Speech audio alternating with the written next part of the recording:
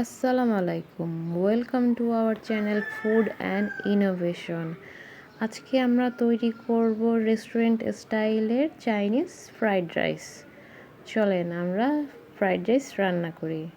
প্রথমে আমরা নিয়ে নিলাম চিনি গুঁড়া চাল। এখন চালটাকে আমরা সুন্দর মতন করে ধুয়ে নিব। আর এদিকে একটা হাঁড়ির মধ্যে গরম পানি করে নিয়ে তার মধ্যে দিয়ে দিলাম পরিমাণ মতন লবণ আর সামান্য পরিমাণে তেল। এখন আমরা চালটাকে ধুয়ে পানির মধ্যে দিয়ে দিচ্ছি সিদ্ধ করার জন্য।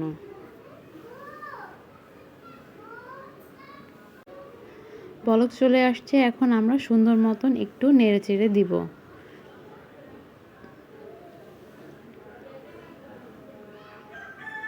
সবগুলো চালই আমরা 90% সিদ্ধ করে নিব।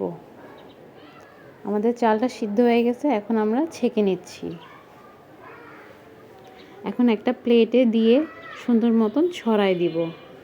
এটাকে আমরা এখন ফ্যানের নিচে দিয়ে ঠান্ডা করে ফ্রিজে রেখে দিব 3-4 ঘন্টার জন্য।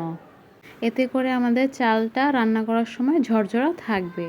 আর এদিকে নিয়ে নিলাম হাফ কাপ পরিমাণ মুরগির মাংস। এখন দিয়ে দিচ্ছি সামান্য পরিমাণ আদা বাটা, সামান্য পরিমাণে রসুন বাটা। এখন দিয়ে দিচ্ছি সামান্য পরিমাণ গোলমরিচের গুঁড়া, দিয়ে দিচ্ছি পরিমাণ মতন লবণ, আর দিয়ে দিচ্ছি সয়া সস সামান্য পরিমাণের। এখন সুন্দর মতন মেখে নিব, রেস্টে রেখে দিব। আর এদিকে আমরা নিয়ে নিচ্ছি ক্যাপসিকাম, লাল, সবুজ, গাজর, পেঁয়াজ কলি, কাঁচামরিচ আর লোবিয়া, পরিমাণে রসুন কুচি, আর নিয়ে নিয়েছি চিংড়ি মাছ।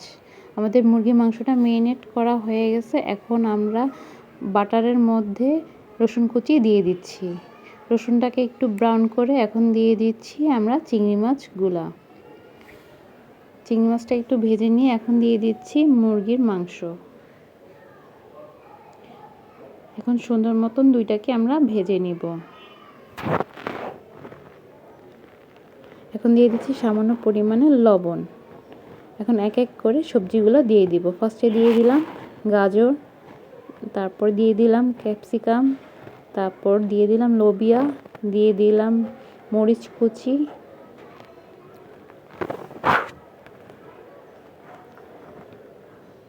এখন সুন্দর মতন আমরা ভেজে নিব। আর দিয়ে দিলাম 1 কাপ পরিমাণ পেঁয়াজ কুচি।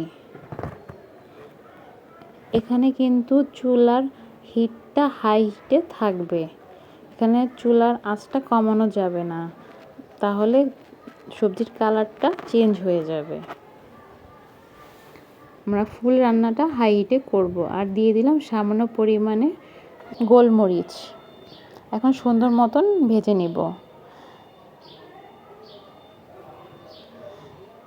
এখন আমাদের ভাজা হয়েছে। সবজিটা এক সাইডে করে আমরা এখন এখানে 2টা ডিম দিয়ে দিলাম।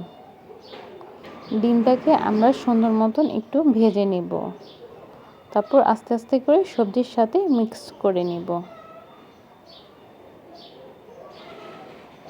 আমাদের সবজি ভাজা হয়ে গেছে। এখন ঠান্ডা করা আমরা চালটা দিয়ে দিব। পোলাও চালটা আপনারা সাথে সাথে ফ্রিজ থেকে বের করে এভাবে দিয়ে দিবেন। এখন সুন্দর মতন আমরা মিক্স করে নিব।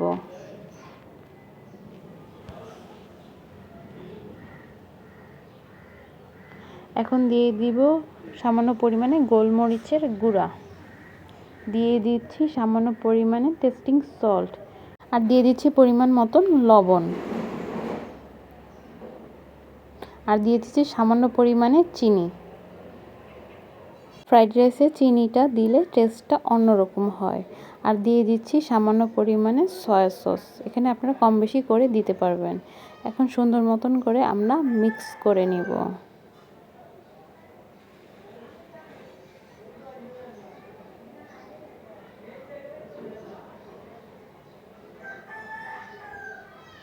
আর এখন দিয়ে দিচ্ছি পেঁয়াজ কলিগুলা।